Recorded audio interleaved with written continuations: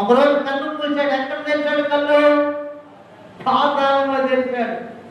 ఎందుకంటే ఇష్టానుసారమైన జీవితం ఒకటి ఎదుట సరైనదిగా కనబడే మార్గం కలదు, కనుకది మరణమునకు దారి తీయను. దేవుని చిత్తం మాత్రం నిత్య జీవం చేరుస్తుంది. దేవుని పరిశుద్ధ నామమునకు మహిమ కలుగును గాక. ఇందాక ఒక మాట చదువుతున్నారు, సామెతల గ్రంథం 16 అధ్యాయం కదా, దాంట్లో 31వ వచనం చూడండి. 31.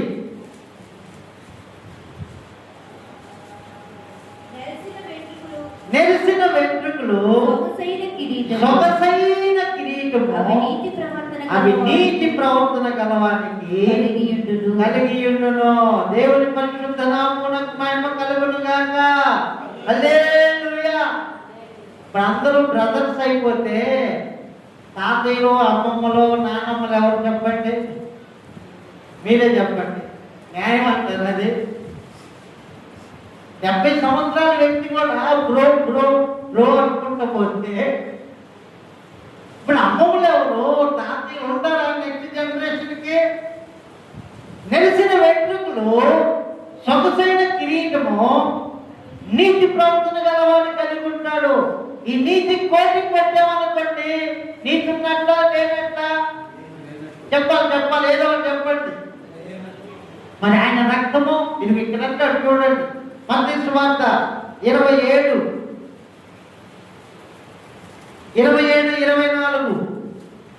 పిలాతు అల్లరి ఎక్కువచున్నదే గాని తన వలన ప్రయోజనం ఏమీ లేదని గ్రహించి నీళ్లు తీసుకుని జన సమూహము ఎదుట చేతులు కడుక్కొని నీతిమంతుని రక్తమును ఇదిగో ఈ నీతిమంతుని రక్తమును గూర్చి నేను నిరపరాధి. ఆయన రక్తం ఏం రక్తం అందరూ చెప్పాలి.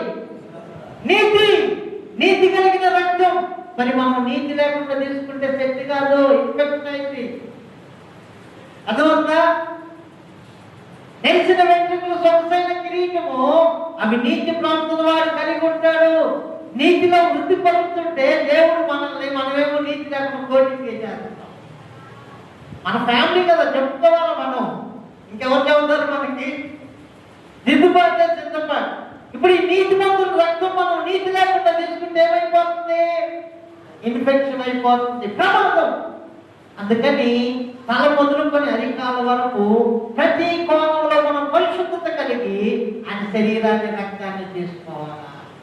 అది మనకు జీవం. ఆ శరీరం తిని నా రక్తం త్రాగువాడే నిత్యమైనటువంటి జీవం కలవాడు. అయితే ఎలా తీసుకోవాలి? నేను పరిశుద్ధుడు కనుక మీరు కూడా సమస్త ప్రవర్తన అంతటేదో పరిశుద్ధులయ్యాడు. ఆ పరిశుద్ధత కలిగి తీసుకుంటే ఆ పరిశుద్ధుని రక్తం మరణమే లేనటువంటి జీవితాన్ని మనకి ఇస్తుంది. కొరింథీ పత్రిక ఇక్కడ క్లోజ్ చేస్తున్నాం. కొరింథీ పత్రిక 1వ పత్రిక 11వ అధ్యాయం 27 నుండి చదవండి. కాబట్టి ఎవడు అయోగ్యముగా ప్రభు యొక్క రొట్టెను తినునో ఆయన పాత్రలోని త్రాగునో వాడు ప్రభు యొక్క శరీరమును గూర్చి రక్తమును గూర్చి అపరాధి అగును. కాబట్టి ప్రతి మనుషుడు తనను తాను పరీక్షించుకోవాలి. దేవుడు పెట్టారా? మనస్సాక్షి చెప్పుకొని దయచేసి ఏది చేయకూడదు. ఇద్దరు ప్రార్థన చేస్తున్నారు. ఒక అతనేమో ఏదేదో చేశాడు, అయిపోయింది. ఒక అతను మాత్రం మనసారా అప్పగించుకొని, అయ్యా నేను పాపినైనా నన్ను కరుణించండి, నీతిమంతుడైనా. అలాగ మనం ఒక తీర్మానం చేసుకొని ఇక మీద నేను ఇలా చేయను, వాక్యానికి తగినట్లుగా జీవిస్తాను, నన్ను పరిశుద్ధపరచని ఒక చిన్న ప్రార్థన మనసారా చేసి ఆయనకు అప్పగించుకుంటే పరిశుద్ధత. మంచి తీర్మానం చేసుకోవాలి. అదే ప్రవక్త సౌలు దగ్గరికి వచ్చాడు, అదే ప్రవక్త దావీదు దగ్గరికి వచ్చాడు. సౌలు ఒప్పుకోలే, తిరుగుబాటు చేశాడు, సోది చెప్పాడు, తన కత్తి మీద తాను పడి చనిపోయాడు. దావీదు అంటాడు, నేను పాపం చేశాను, నేను పాపం చేశానంటే నీతిమంతుడిగా తీర్చిదిద్దబడ్డాడు. దావీదుకి ఒక వారసుడు నేటికి కూడా ఉన్నాడు ఇశ్రాయేలు దేశంలో. ఒప్పుకొని విడిచిపెట్టేదానికి ఏమైనా అప్లికేషన్ కొనాలా? డబ్బులు ఏమైనా కట్టాలండి? టెస్ట్ ఫ్రీ అంట, 300కేనంట చెప్తా ఉన్నా. దానికి టెస్ట్ కూడా డబ్బులు ఉంటుంది, ప్రతిదానికి డబ్బే. కానీ నీ పాపాలు కడిగేదానికి నయా పైసా ఉచితం. అందుకే మనం కలిసి అయిపోయింది. అతిక్రమణం దాచిపెట్టువాడు వర్ధిల్లడో, వాటిని ఒప్పుకొని విడిచిపెట్టువాడు కనిక్రమం పొందును. అమ్మా 39 ఒకసారి చదువు కంప్లీట్. 29 ప్రభు శరీరం అని వివేచింపక తిని త్రాగువాడు తనకు శిక్షా విధి కలుగుటకే తిని త్రాగుచున్నాడు. ఇందువలననే మీరు చూడండి, సరైన శుద్ధీకరణ లేకుండా ప్రభు ఆరాధన తీసుకున్న మీరు మళ్ళా రేపు ఇక్కడేగా వెళ్ళి టెస్ట్ చేసుకుంటే ఎన్ని రోగాలు బయటపడతాయి. ఏదో నేను చెప్పేది ప్రమాదం. అదే పరిశుద్ధ పరుచుకొని తీసుకోండి. ఆయన రక్తము శరీరము స్ట్రెంత్. అదిగో ఆ అబ్బాయి సంవత్సరం లోపప్పుడు మేము సేవకు వచ్చాం. ఇప్పటి వరకు టాబ్లెట్లు హాస్పిటల్ లేవు. దేవుడి కార్యాల్లో ఉన్న స్వస్థతనే తీసుకుంటాం. హాస్పిటల్ వెళ్ళడం తప్పని నేను అనట్లేదు. నిన్ను స్వస్థపరిచి యెహోవా నేనే వాగ్దానం చేశాడుగా, నిశ్చయముగా నీ రోగాన్ని భరిస్తానన్నాడుగా. నా నామమందు భయభక్తులు కలవాలకు మీకు నీతి సూర్యుడు ఉదయించును, అతని రెక్కల మీద ఆరోగ్యం ఉన్నది, ప్రజల దూడల గంతులు వేసినట్లుగా గంతులు వేస్తానని వాగ్దానం చేశాడు కదా. ఏమైపోయింది వాగ్దానాలు? ఆ వాగ్దానాలకు వారసులుగా మనం మార్చబడట్లే. మన జీవితం మనదే, ఆయన బోధ ఆయనదే. ఆయన రెక్కల నీళ్ళు కొడితే ఆయన రెక్కల నీళ్ళు ఉన్న ఆరోగ్యం నీకు వర్తిస్తుంది. కాబట్టి వివేచించు. అందుకే మీలో అనేకులు బలహీనులను ఎంత ప్లేట్ ఈరోజు సండే కదా, చికెన్ మటన్ దమ్ బిర్యానీ అన్ని తిన్నా కానీ 2 ప్లేట్లు తిన్నా కానీ వాళ్ళ నోట్లో వచ్చే మాట ఏంటంటే నీరసం ఉన్నారు. ఇప్పుడే తిన్నావు 2 ప్లేట్లు. ఆ మనిషి తిన్నా లోపల ఉంది, యోగా లోపల ఉన్నాడే దుష్టుడు, ఆయన తినేస్తున్నాడు. ఎంత తిన్నా కానీ ఏమంటాడు? నీరసం బలహీనులను రోగులను. చాలా మంది నిద్రపోతున్నారు. నిద్ర అంటే రెస్ట్ అనుకున్నారు కాదు, మరణం. నిత్య నరకానికి వెళ్ళిపోతున్నారు. నిద్రలో నుండి మనం మేలుకోవాలి. క్రీస్తు నీ మీద ప్రకాశిస్తున్నాడు కనుక మేలుకో. ఒక రోషం కలిగిన అగ్ని వంటి జీవితాన్ని జీవించు. ఆయన నీవు ఆయనలో ఐక్యంగా, ఆయన ఎలాంటి వాడు అలాంటి జీవితం మనం కూడా జీవిస్తాం.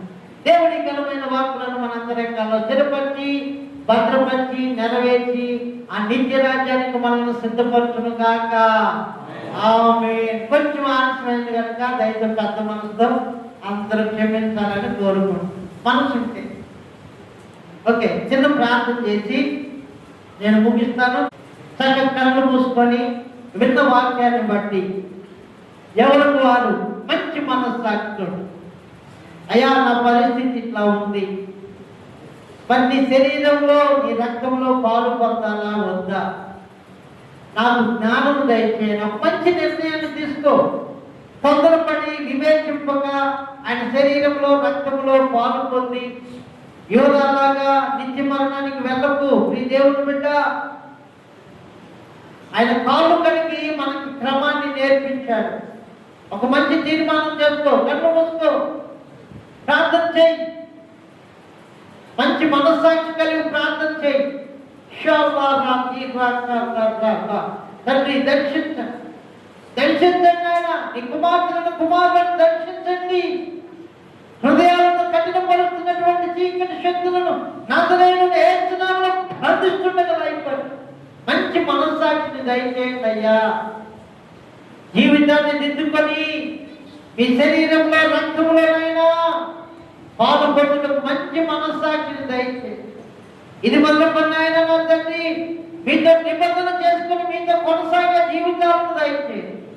మీరు బోధించిన ప్రతి మాటలను వీళ్ళందరి గుండెల్లోనైనా మా గుండెల్లో నీరు కట్టి ఫలింపచేసి నిత్య రాజ్యానికి వారసులుగా మమ్మల్ని మార్చండి తండ్రి అని ఎవరైతే మంచి మనస్సాక్షి కలిగి ప్రార్థన చేయించున్నారో ప్రతి బిడ్డ పైన యేసయ్య సిలువనందుకు ముద్రను వేయండి. ఇక్కడున్న ఏ వ్యక్తులు కూడా దుష్టుడు దొంగలించడానికి వీలు లేదు నా తండ్రి. కనికరం చూపించి మీ మహాప్రేమ నీ కుమారుని సిలువనందుకు వ్యర్థము కాకుండానట్లుగా మీరు కార్యాలు జరిగించండి నా తండ్రి. ఈ బిడ్డలను నన్ను మమ్మల్ని అందరినీ మీ కృప కలిగిన హస్తాలకు సమర్పించి మా ప్రభువును మీ ప్రియ కుమారుడు మా రక్షకుడే నాదరైన యేసు నామమున ప్రార్థన వందనాలు సమర్పిస్తున్నాను తండ్రి. ఆమేన్ ఆమేన్ ఆమేన్. మన తండ్రి అయిన దేవుని ప్రేమయు కుమారుడైన యేసుక్రీస్తు ప్రభువారి కృపయు పరిశుద్ధాత్మ దేవుని యొక్క అన్యోన్య సహవాసం శాంతి సంతోషం సమాధానం ప్రేమ ఐక్యత ఇక్కడ సమకూర్చబడిన మనందరికీ సకల పరిశుద్ధులకు సదా తోడయుండును గాక. ఆమేన్ ఆమేన్ ఆమేన్. దేవుని పరిశుద్ధ నామమునకు మహిమ కలుగును గాక. దేవుని పరిశుద్ధ నామమునకు ఘనత కలుగును గాక. దేవుని పరిశుద్ధ నామమునకే మహిమ ఘనత